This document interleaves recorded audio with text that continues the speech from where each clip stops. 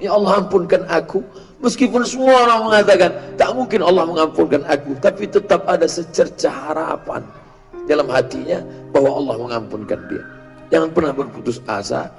Walaupun kita pernah salah, pernah silap, paling tidak di akhir-akhir ujung-ujung usia kita itu, bahwa usia tidak bisa ditambah, tidak bisa dikurang, tapi ada yang bisa dirubah adalah bagaimana kita menjalani sisa-sisa usia yang dititipkan Allah Subhanahu wa ta'ala. Orang-orang yang kita jenguk di rumah sakit, kita tidak merubah jadwal kematian dia. Kita tolong dia, kita bantu dia, kita tidak merubah jadwal kematian dia. Yang kita rubah adalah bagaimana kualitas hidup dia menjelang mati itu lebih baik atau tidak. Itu saja. Maka ketika kita melihat orang sakit, kita bawakan makanan, kita tenangkan pikirannya, dia tetap mati juga. Maka jangan kita stres. Kita, Ustadz, ya, yang Ustadz jenguk di ICU kemarin mati. Waduh, tidak. Tapi paling tidak dengan kedatangan kita ke sana, hidup dia itu berkualitas. Itu sebenarnya yang ingin kita sampaikan dengan bercerita tentang kematian.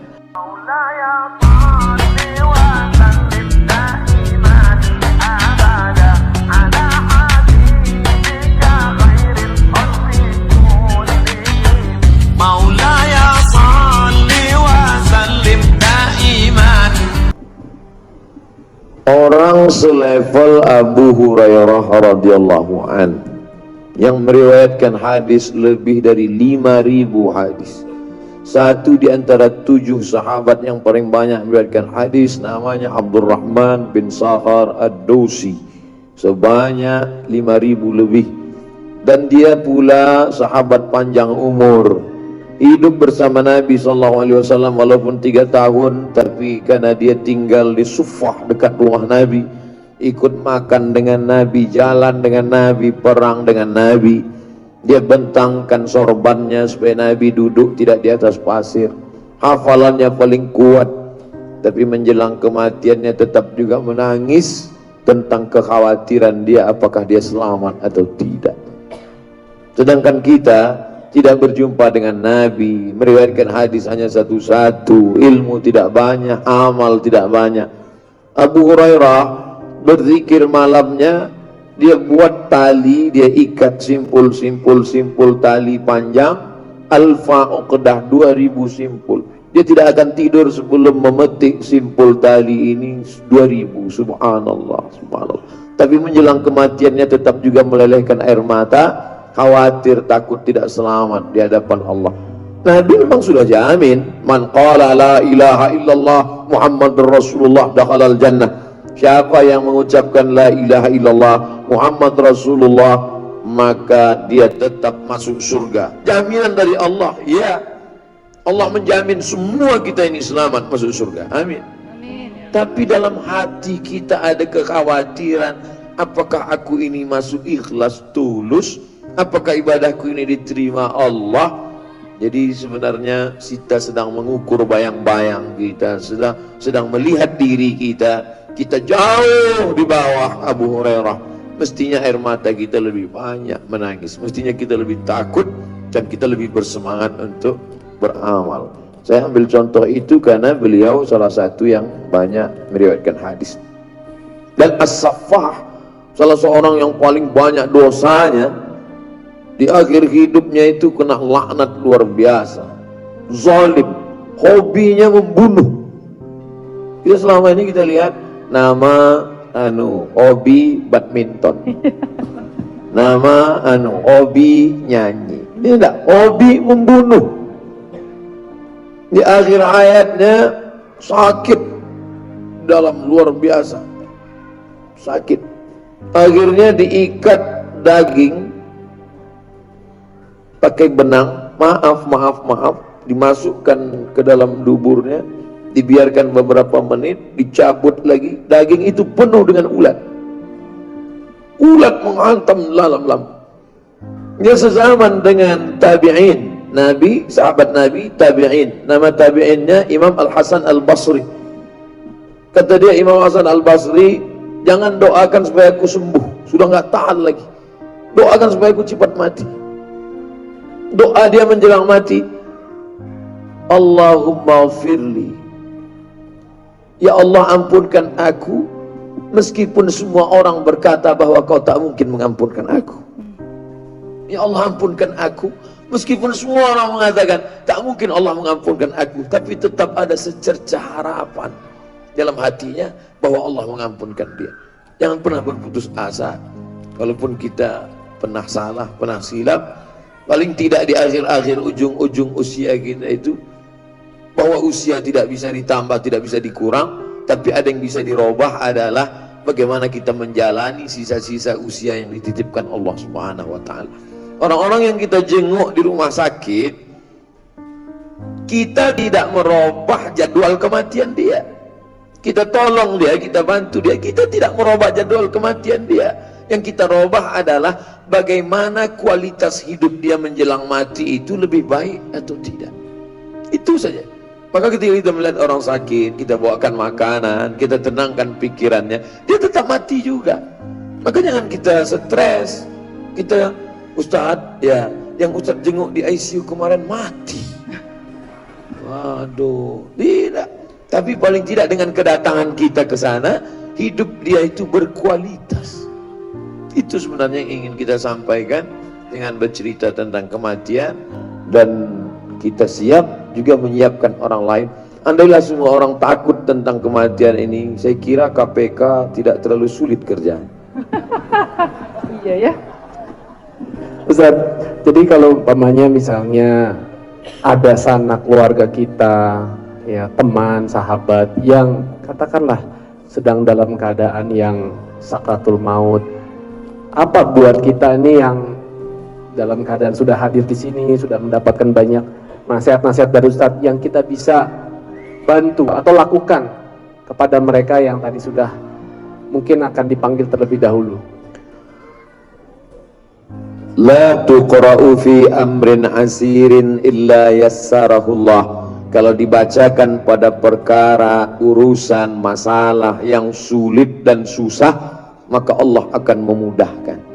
Termasuklah susahnya sakaratul maut menjadi mudah, menjadi ringan ketika dibacakan surat ini. Kata Imam Abul Fida Ismail Ibnu Katsir dalam tafsir Qur'anil Azim, dalam muqaddimah surat Yasin, membacakan surah Yasin di ruang ICU, di rumah sakit, izin sama perawat, baca Bismillahirrahmanirrahim, Yasin wal Qur'anil Hakim, innaka laminal mursalin ala siratim mustaqim tanzilal azizir rahim. Meringankan dia.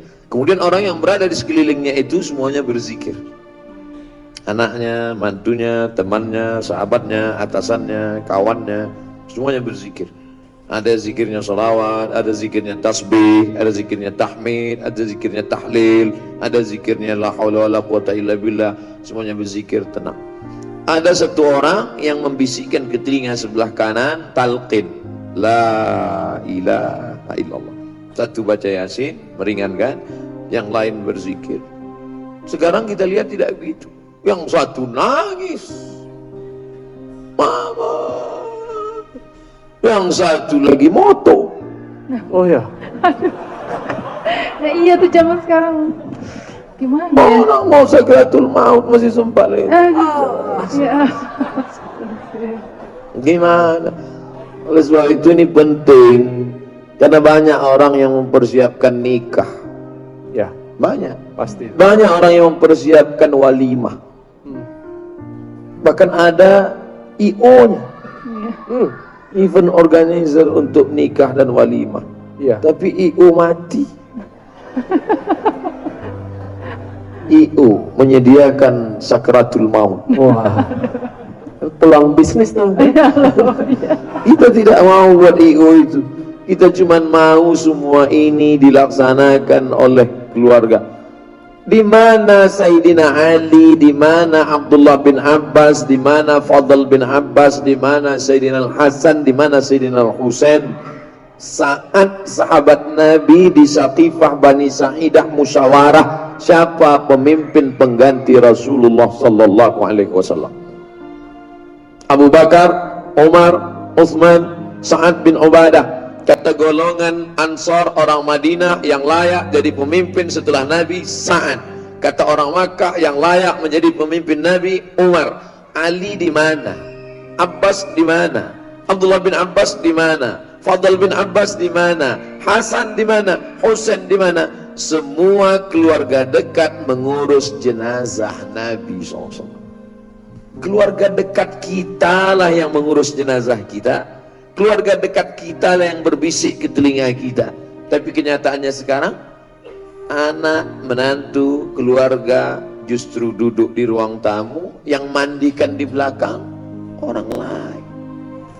Nggak benar. Makanya anak-anak muda buat pelatihan mandi jenazah. Anak-anak muda semua. Karena persiapan. Sekarang terbalik. Kalau dibuat di masjid, daftarkan pelatihan penyelenggaraan jenazah. Yang ikut yang tua-tua. Yang tua nggak perlu ikut karena mereka yang mau dimandikan nanti. Nggak bisa mandi sendiri ya. Kalau bisa sih dia mandi sendiri. Justru anak kita, mudah-mudahan kita nanti yang menyelenggarakan jenazah kita adalah anak-anak kita. Amin, amin, Robbal alamin. Anak-anak harus belajar sampai turun ke bawah memasukkan jenazah, sampai menghadapkan ke arah kiblat, membuka penutup wajah, hidung menempel ke dinding tanah. Itu anak kita yang serahkan semua ke orang. Ini semua di atas menangis. Paling-paling istrinya jongkok mau magang, jangan tinggalkan mama papa. Itu pun cuma sandiwara semata. Biar konten videonya bagus. Iya, buat kebutuhan konten soalnya kan. Kontennya bagus gitu. Karena kamera streaming. Oh iya.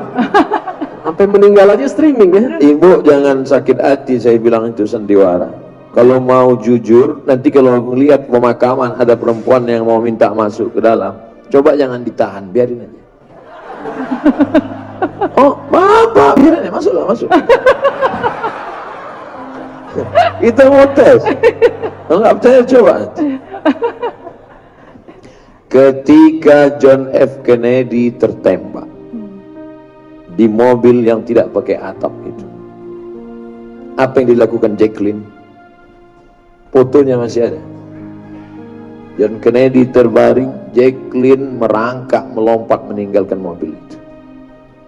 Maka jangan pernah percaya sehidup semati. Fred. Nah itu ya, mohon maaf nanti kalau saya merangkak. Kamu selalu begitu, kamu duluan nanti. Kamu duluan. Apa? Semua akan menghadap Allah. Iya. Nampaknya saya harus mendamaikan ini. Ini gerbong kereta bisa nih nanti dia. Tapi nggak apa-apa, yang penting kan tujuannya sama-sama sampai ke Gambir nanti. Oh iya, Gambir ya, benar. Gambir dulu ya. Iya benar-benar. Waduh, ini Masya Allah ya, kalau kita ngomongin mau tapi bisa dengan cara-cara yang ringan seperti ini, hendaknya kita tidak lagi terlalu mengkhawatirkan segala hal tadi yang selama ini mungkin menjadi momok di mata masyarakat, bahwa itu hanya pantas dibicarakan hanya kepada orang-orang yang sudah soleh saja atau orang-orang yang sudah tua saja. Tapi kita semua yang saat ini mungkin sedang terbuai dengan usia, dengan sehat, dengan kecukupan harta, jiwa, dan lain sebagainya, hendaknya kita harus mempersiapkan diri. Benar, saya Madesi menikah, ada IO-nya, menyiapkan, mau pensiun, udah menyiapkan dulu dari sekarang. Anak mau kuliah beberapa tahun lagi, udah disiapin dari sekarang ya, beberapa urusannya. Tapi untuk kematian seringkali kita lupa menyiapkan anak kita, diberikan pendidikan yang terbaik, diberikan suri tauladan yang baik ya. Orang tua mungkin selalu bilangnya adalah, oh bagaimana kita bisa memberi contoh. Tapi kita lupa sebaik-baiknya adalah bukan memberi, tapi harusnya kita yang menjadi contoh. Artinya tadi jangan hanya lip service. Jadi kita kepengen anak soleh, anak soleha, ya orang tuanya dulu lah harus soleh dan soleha. Kita sekarang pengen anak kita jangan sampai merokok, tapi kitanya masih merokok, mengatasnamakan kebenaran bahwa biar aja saya yang jelek, anak saya yang bagus nantinya. Nggak bisa lah seperti itu. Karena anak ya itu pasti sangat merekam dari apa yang kita lakukan. Ibaratnya kalau otak itu ya seperti sponge, semakin muda dia, semakin kecil dia akan semakin mudah untuk menyerap apa yang dia ketahui dia lihat, karena dia belum terkontaminasi dengan hal apapun. Kira-kira kan seperti itu, Ustaz. Apalagi Bun yang tadi kamu sempat baca dari buku ini yang sangat menarik untuk kita bedah. Juga soal orang tua menjadi contoh, juga kita kan mencontoh guru-guru kita gitu ya. Benar. Nah, yang bikin buku soal kematian bukan Ustadz aja nih Ustadz ya, masih ada yang lain buku-buku soal kematian lain. Nah, ini spesialnya apa Ustadz? Saya hampir tidak ada komentar di buku ini. Jadi saya tidak ada komen sama sekali. Saya tidak mau menceramahi orang, dan saya memberikan teks aslinya. Jadi kalau ada di antara sahabat-sahabat jamaah, bapak ibu melihat, untuk apa ini teks Arabnya Ustadz tulis? Untuk nebalin buku ya? Biar banyak halamannya. Biar halamannya banyak. Jadi saya mau supaya bagi yang belajar di pondok pesantren, dia mulai belajar cara menterjemah. Bagi yang belajar di pondok. Kemudian yang baru memulai belajar bahasa Arab, yang kursus mulai melihat mana asli kosakata Arab, mana bahasa Indonesianya. Yang baru mulai belajar baca kitab kuning, mulai belajar grammar, gramatikal, nahwu, sorof. Lalu kemudian nanti kalau ada tuduhan soman Ustadz hoax, nih bukti.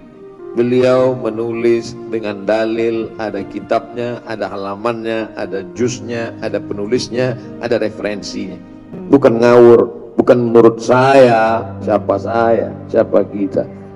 Jadi benar-benar saya ambil dari referensi yang terpercaya dari kitab-kitab para ulama, supaya kita bicara berkualitas, bergizi, dan masyarakat ini cerdas. Target yang ingin dicapai tidak muluk-muluk.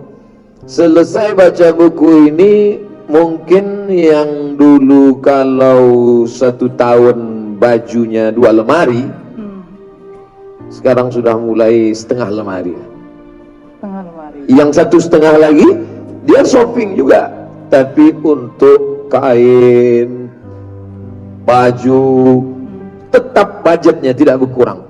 Cuman sudah merubah alokasi dananya, 25% untuk baju dia, yang 75 kirim ke panti jompo, baju anak yatim, baju awal sekolah. Nah, jadi tetap judulnya tetap beli baju. Tetap beli baju. Tapi ada baju yang dipakai di dunia, ada baju persiapan di akhirat. Ini memang benar Ustadz ya, kalau segala harta kita yang kita kumpulkan itu memang nanti kan harus dipertanggungjawabkan. Semakin banyak, semakin berat timbangannya gitu, atau pertanggungjawabannya itu Ustaz. Seandainya makin berat timbangan, ini banyak orang salah paham ayat. Fa amma man saqulat mawazinu, siapa yang berat timbangannya, fa huwa fi 'ishatir radiyah, maka dia hidupnya diridhai Allah. Kalau gitu saya tidak diridhai Allah, karena saya paling ringan. Iya, betul. Jadi yang dimaksud dengan itu apa? Akan dinilai kebaikan dan keburukan. 25% kebutuhan kita, karena kita pakai celana, pakai baju, pakai jilbab, pakai jubah, dan yang lain adalah terhitung sebagai sedekah kita berikan. Itu yang akan menolong di hadapan Allah SWT.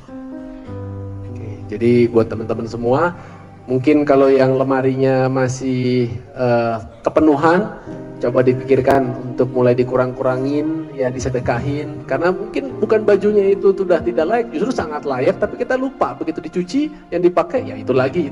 Biasa begitu kan? Iya, tadi saya pikir Ustadz mau bilang 1,5 lemari lagi isinya kain kafan. Enggak ya? Enggak segitunya ya? Aduh. Menyiapkan kain kafan boleh. Itu makanya sultan-sultan di Turki itu sorbannya besar-besar sekali. Kalau kita bandingkan dengan sorbannya almarhum Habib Munzir, Habib Rizik Syihab, sorbannya tidak terlalu besar. Tapi sorbannya sultan-sultan Turki besar sekali. Ternyata sorban sultan Turki itu kain kafan. Kain kafannya itu dia ikatnya di kepala, supaya dia berkuasa, kekuasaannya dipakai untuk bekal setelah mati. Pakai.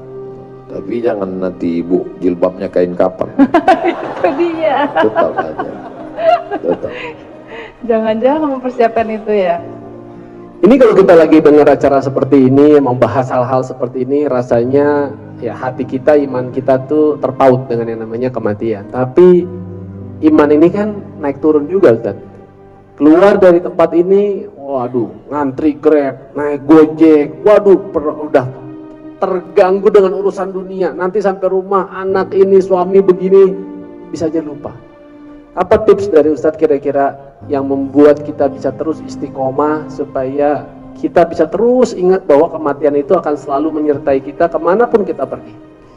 Itulah pentingnya kita beramal jama'i, beramal bersama, sehingga terwujud komunitas Gojek syar'i, komunitas bakso syar'i, komunitas rumah makan syar'i, komunitas mall syar'i, sehingga nanti segala aktivitas kita semuanya nilai syar'i. Bukunya syar'i, pulang dari sini naik Gojek, Gojeknya syar'i. Gimana Gojek syar'i coba Ustaz? Gimana ya? Sambil mikir. Lalu kemudian ketika kita nanti belanja ke tempat perbelanjaan syar'i, sampai akhirnya secara total 24 jam semuanya bernilai syar'i. Walaupun nampaknya kita terpisah-pisah, tapi bahwa iman naik turun, ya. Datang sahabat Nabi menjumpai Nabi Muhammad SAW. Ya Rasulullah, kami kalau duduk dengan engkau iman kami terasa full, tapi begitu kami pulang ke rumah bercanda dengan keluarga di rumah, kenapa tiba-tiba kami merasa lemah? Apa kata Nabi? Lau kuntum kama kuntum lasafahatkumul malaikah. Seandainya iman kamu di depan aku ini begitu terus tidak turun-turun, malaikat akan turun bersalaman dengan kamu. Artinya sahabat yang selevel sahabat Nabi saja imannya begitu, apalagi sahabat UAS. Jadi ini manusiawi. Tinggal lagi kita memilah-milih kira-kira aktivitas kita ini mau syar'i atau tidak. Nonton acara, acaranya syar'i. Nonton YouTube, YouTube-nya syar'i. Nonton acara film, filmnya syar'i. Teman-teman kita sudah mulai membuat itu. Baca novel, novelnya syar'i. Ketika cinta bertasbih di bawah mihrab cinta, nanti keluar ketika cinta bertalqin. Jadi sehingga nanti total semuanya bernilai syar'i, insyaallah. Amin.